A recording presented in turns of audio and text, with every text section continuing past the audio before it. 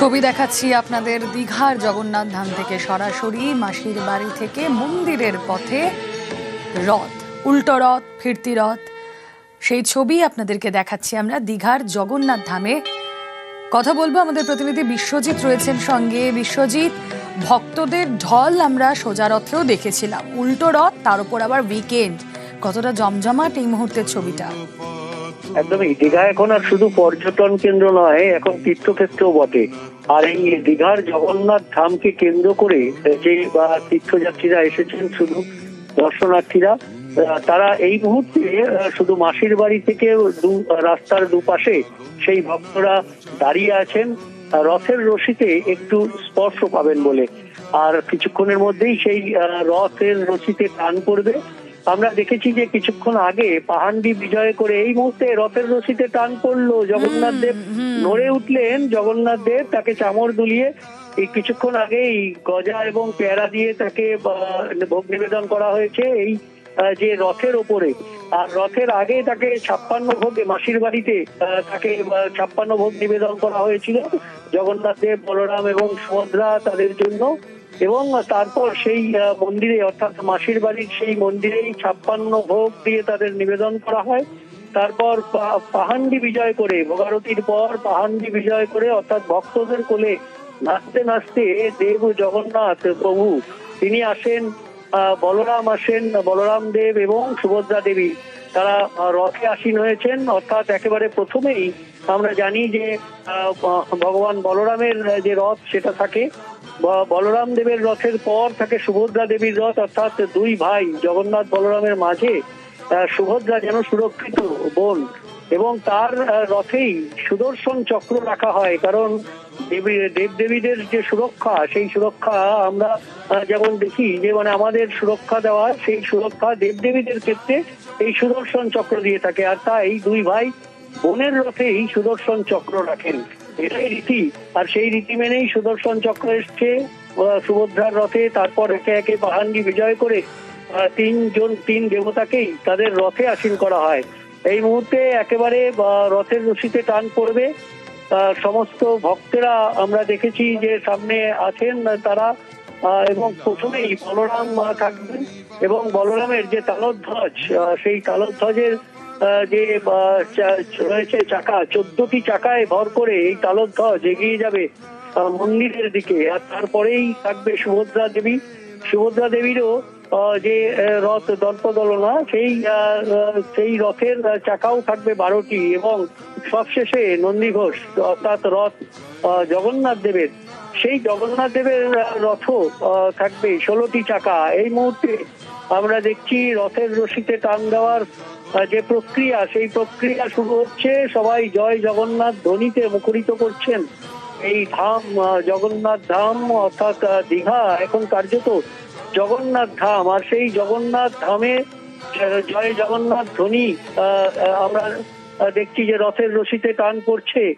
ধীরে ধীরে এগোবেন একেবারে মায়ের বাড়িতে, অর্থাৎ ফিরে আসা মাসির বাড়ি থেকে মায়ের বাড়িতে। কিন্তু একদিন যে ছিলেন 3 ভাই বোন, তাতে মা কিছুটা ক্ষুব্ধ, তাই আজ বাড়িতে এলেও রথ, অর্থাৎ রথেই থাকতে হবে বাড়ির বাইরে, অর্থাৎ মন্দিরে তাদের প্রবেশ নিষেধ। আগামীকাল রাজবেশ সোনাবেশ হবে জগন্নাথ দেবের, তারপর মায়ের রাগ ভাঙলে অবশেষে মন্দিরে বা জগন্নাথ ধামের যে ঘর, সেই মন্দিরে তাদের স্থান হবে। ইতিমধ্যেই ভক্তরা দুই পাশে রাস্তায় সুশৃঙ্খল ভাবে তারা দাঁড়িয়ে আছেন। সেই জগন্নাথ, বলরাম, সুভদ্রা, প্রথমেই বলরাম, তারপর সুভদ্রা, তারপর জগন্নাথ দেবের রথ দর্শন করবেন, তাদের দর্শন করবেন।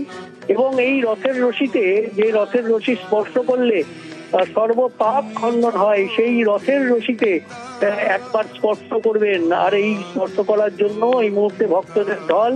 একেবারে 1 কিলোমিটার রাস্তা আমরা দেখছি যে পতাকা উড়িয়ে রথের রশিতে টান পড়লো। বলরাম দেবের রথ এগোচ্ছে ধীরে ধীরে, বলরাম দেবের রথ মাসির বাড়ি থেকে এগোচ্ছে, একেবারে মায়ের বাড়ি যাবে। অর্থাৎ আমরা যদি দীঘার কথা বলি, তাহলে দীঘা থানার কাছে যে মাসির বাড়ি, সেখান থেকে প্রায় 1 কিলোমিটার জগন্নাথ ধাম মন্দির, সেখানে আসবে। ধীরে ধীরে রথের রশিতে টান, এবার সুভদ্রার রথের রশিতে টান, এবং তারপর জগন্নাথ দেবও রথের রশিতে টান। জগন্নাথ দেবও নড়ে উঠেছেন ভক্তদের রথের রশিতে টানে ভগবান চলেছেন। আর এই একমাত্র জগন্নাথ, বলরাম, সুভদ্রা তারাই ভক্তদের জন্য এই মন্দিরের বাইরে চলে আসেন। আমরা যদি দেখি যে পৌরাণে আর কোনো দেবতা ভক্তদের মাঝে আসেন না, ভক্তদের তাদের মন্দিরে যেতে হয়, কিন্তু একমাত্র জগন্নাথ দেব তিনি ভক্তদের দেব। তাই ভক্তদের মাঝে তিনি চলে আসেন, ভক্তের মাঝে থাকতেই ভালোবাসেন। আর এই ভক্তদের টানেই তিনি মাসির বাড়ি থেকে মায়ের বাড়িতে যাবেন। রথের রশিতে টান করেছে দীঘা উল্টো রথে। আমরা দেখেছি দীঘাতে যে জগন্নাথ ধাম তৈরি হয়েছে তাকে ঘিরে উন্মাদনা। শুধুমাত্র এ রাজ্যে নয়, এ রাজ্যের মানুষ তো বটেই, ভিন রাজ্য থেকেও অনেকে এসেছেন। আর ভিন রাজ্য নয়, বিদেশ থেকেও, বিদেশের বেশ কয়েকটি দেশ থেকে এখানে প্রায় 150টি বা দেশের ভক্তরা এসেছেন রথে, এবং তাদের কেউ কেউ উল্টো রথেও আছেন। এবং এই ইস্কনের যে শাখা রয়েছে বিভিন্ন জায়গায়, সেখান থেকেও ভক্তরা আসছেন। অর্থাৎ সোজা রথের যে হিসাব, সেই রথেই প্রায় 4000 বিদেশি ভক্ত এসেছিলেন এই রথের জন্য, বাংলার এই রথের জন্য।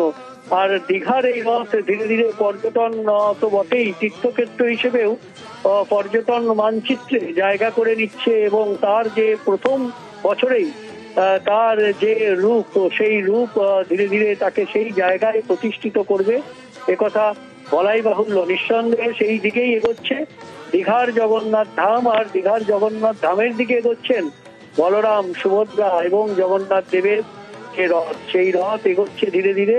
প্রথমে তালধ্বজ বলরামের যে রথ, এবং সব শেষে থাকবে নন্দীঘোষ অর্থাৎ জগন্নাথ দেবের রথ। আর এই দুই রথের মাঝেই সুভদ্রা দেবী সুরক্ষিত ভাবেই যেমন মাসির বাড়ি গিয়েছিলেন, আবার সেই মাসির বাড়ি থেকে আবার ফিরছেন আজ উল্টো রথের পুণ্য লগ্নে। এই মুহূর্তে আমরা দেখছি যে বলরামের রথের সামনে যে ভক্তরা রয়েছেন, সেই ভক্তরা রীতিমতো জয় জগন্নাথ ধ্বনিতে দু বাহু তুলে নৃত্য করছেন, এবং জগন্নাথ দেব ধীরে ধীরে এগিয়ে চলেছেন। তার সেই চলন ভঙ্গিমা, দেবতার সেই টান, অর্থাৎ রথের রশিতে ভক্তদের টান আর দেবতার দুলকি চালে মায়ের বাড়ির দিকে আসা। কয়েকদিন মাসির বাড়িতে কাটিয়ে অবশেষে মায়ের বাড়িতে আসবেন জগন্নাথ, বলরাম, সুভদ্রা। প্রথমেই আমরা দেখছি, একদম প্রথমেই বলরাম দেবের রথ, সেই বলরাম দেবের তালধ্বজ রথ, সেই রথে, যে রথে 14টি চাকায় ভর করে এই রথ এগিয়ে আসছে একেবারে ধীরে ধীরে। একেবারে বিশ্বজিৎ, তোমার মাধ্যমে আমাদের দর্শকদের সামনে সেই ছবি আরো সুন্দর করে তুলে ধরবো। তবে তার আগে হেডলাইন্স।